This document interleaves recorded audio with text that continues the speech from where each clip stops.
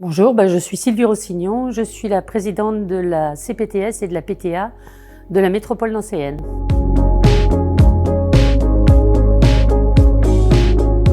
Les acteurs de santé ont un gros besoin de coordination et de structuration de la coordination surtout, parce que la coordination, on l'a fait déjà. L'intérêt d'une structuration via Parceo, c'est de pouvoir déjà sécuriser l'information.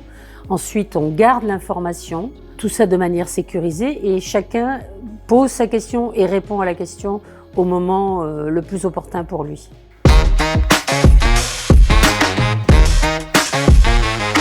Parceo, on l'utilise depuis finalement très peu de temps. Quand on a commencé à répondre à la mission Braun cet été, on a mis en place une cellule de régulation ville-hôpital pour essayer de désengorger les urgences, pour que le patient soit adressé au bon endroit pour le bon soin. On a pu travailler entre la CPTS, la PTA, l'HAD, et puis de l'autre côté les services du CHU, la gériatrie, les urgences, le service social. On a fait un groupe Parceo où on échange les données sur les patients, les données sensibles et les patients complexes. Et puis on aimerait bien pouvoir aussi l'utiliser sur les soins non programmés. Bon, c'est en cours de réflexion.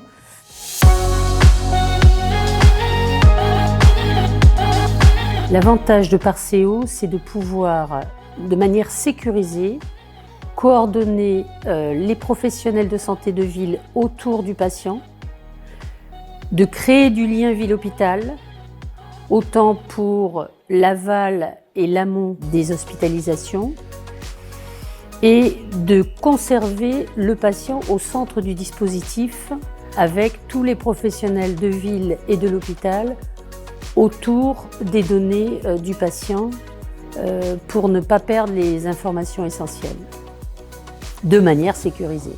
Évidemment, ça ne remplace pas tout le reste, hein. Il faut aussi que les gens aient l'habitude de se parler.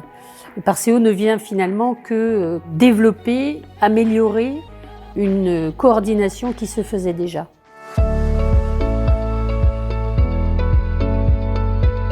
Déjà, on a demandé justement à ces équipes de devenir bêta-testeurs. Maintenant, on va passer à une autre phase d'appropriation de l'outil. On va faire des réunions pour voir comment les bêta-testeurs s'en sont sortis, est-ce qu'ils voudraient voir des améliorations. Et puis à partir de là, on va proposer aux autres équipes de développer le système de manière à ce que ça devienne une habitude de travailler avec un seul et même outil. C'est quand même ça qui est important, c'est que si on multiplie les outils, on ne peut pas passer son temps à changer de système d'information, on s'y perdrait.